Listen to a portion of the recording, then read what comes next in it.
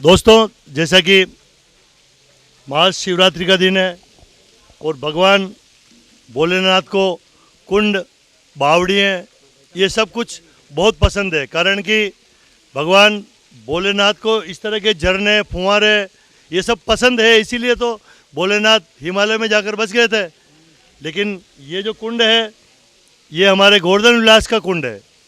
गोवर्धन विलास हमारे उदयपुर का गोवर्धन विलास है। राजा महाराजा ने सबसे पहले गौशाला बनवाई थी। लेकिन आज हम बात करेंगे यहाँ के इस कुंड के बारे में। आदरणीय भाई साहब, आप सबसे बुजुर्ग दिख रहे हो आप, ठीक है ना, तो आप इस कुंड के बारे में परिचय देकर बताइए।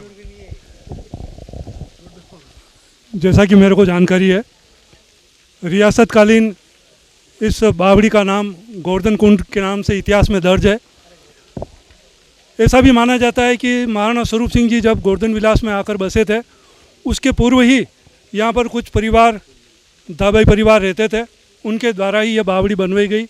लेकिन इसका जो जीर्णोद्धार है वह महाराणा स्वरूप सिंह जी के द्वारा करवाया गया और उस समय भी इसकी लागत लगभग 45,000 रुपये, आज से लगभग 250 साल पहले इसकी लागत आई थी। इस क्षेत्र का सबसे पेयजल आपूर्ति का स्रोत यही था। इस पानी की सबसे बड़ी विशेषता यह थी कि इसको शादी विवाह में दूर दूर तक यहाँ के लोग आकर के पानी को ले जाते और शादियों में इसका उपयोग करते। बहुत बहुत धन्यवाद। तो दोस्तों, जैसा कि हम जानते हैं कि हमारे यहाँ इस बावड़ी के ठीक दूसरे छोर पर बीच में रोड है जिसको अहमदाबाद हाईवे कहते हैं, और इस बावड़ी के अहमदाबाद हाईवे के सामने ही गोवर्धन सागर तालाब है। कुल मिलाकर उस गोवर्धन सागर का पानी जो बीच में हमारे जिसके हेर कहते हैं, हेर जिसको, तो उसी का ये आता है पानी। आदरणीय अग्रवाल साहब, आप भी अपना पूरा परिचय देकर बताइए, क्योंकि आप भी बुजुर्ग ही है। सारा इतिहास तो बुजुर्ग लोग का ही है। आजकल के छोरो छोरे को हम बताएंगे बुजुर्ग, तो उनको पता चलेगा।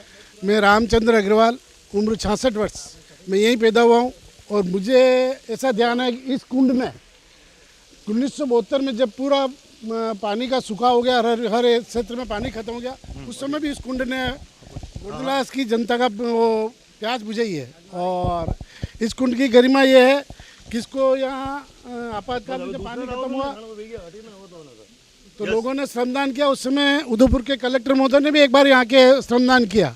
और इसके पूर्वी छोर में एक हल्की सी गुफा टाइप बना हुआ है जिसमें पानी की आवक बनी रहती है, और इसको हमने अभी तक कभी सूखा हुआ नहीं देखा है।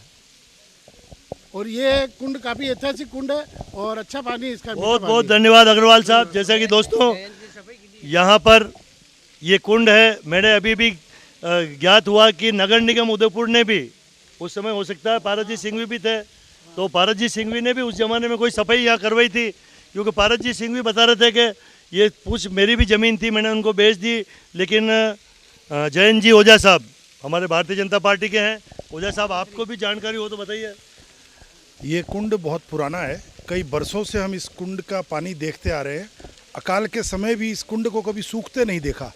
यहाँ के निवासियों ने कई बार इसकी श्रमदान करके इसकी सफाई भी की है। आज की जनरेशन को ये देखना चाहिए कि ये कुंड, बावड़ियाँ अगर हम इनको सहेजेंगे तो जो बात है कि जल है तो कल है, ये चरितार्थ होगी। धन्यवाद धन्यवाद। अरे भाई दिनेश, कई हालचाल है? ये दिनेश पुराना, ये दिनेश क्या है कि पुराना बॉक्सर है, मेरे साथ था ये। अभी ये दिखने में जवान दिखता है पर ये भी 60 साल का है। 50 साल। हाँ, 50 में सही चल। हाँ, ये बावड़ी की कितनी बार हम यहाँ गांव वालों ने सफाई कर चुके हैं क्या। और इस बावड़ी के बहुत ऐतिहासिक लोग बाग ये पुराने यहाँ से भर के पानी भर के ले जाते थे। ओके, धन्यवाद। तो मैं कैमरामैन से चाहूँगा कि मेरे साथ आवें आगे। और ये देखिए, ये उस ज़माने की बावड़ी है। आज भी इतने पंक्तियाँ दिखना, ये सीढ़ियाँ हैं। इस गांव के लोग इन पंक्तियों से नीचे उतरकर पानी घर के लिए पीते थे। और उसके बाद में गोवर्धन जो विलास गांव है, गोवर्धन विलास गांव बहुत पुराना गांव है। यहाँ सबसे ज़्यादा दाबई जाति के रहते हैं। हम सब लोग जानते हैं कि दाई माँ यानी कि महाराणा उदय सिंह जी के बाल्यकाल में जब चित्तौड़ पर आक्रमण हुआ था तो महाराणा जो थे उनकी मृत्यु हो गई थी। तो दाई माँ ने छोटे से उदय सिंह को बचाकर उदयपुर की पहाड़ियों में आए थे। तो यहाँ के जितने भी गुजर थे, तो मैं जहाँ तक समझता हूँ, मेरे को जानकारी जहाँ तक है वो बता रहा हूँ कि जितने भी गुजर, क्योंकि दाई माँ गुजर जाति की थी और वो राजमहलों में दूध पिलाने का काम करते थे।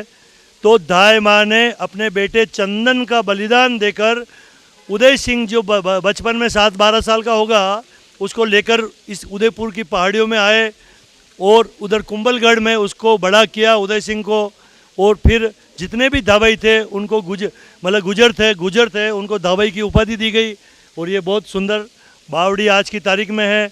आज 11 मार्च है, शिवरात्रि का दिन है। कई लोग शिव भक्त यहाँ आए हुए हैं, देखिए आप जो यहाँ पर कर रहे हैं।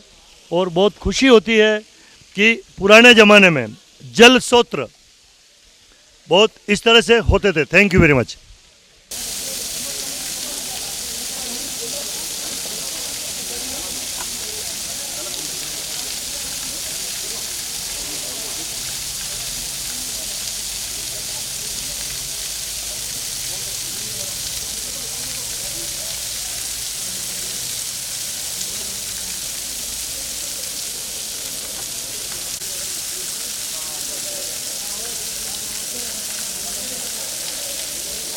जय हिंद, जय मेवाड़। प्लीज मेरे YouTube चैनल को सब्सक्राइब जरूर करें। Thank you.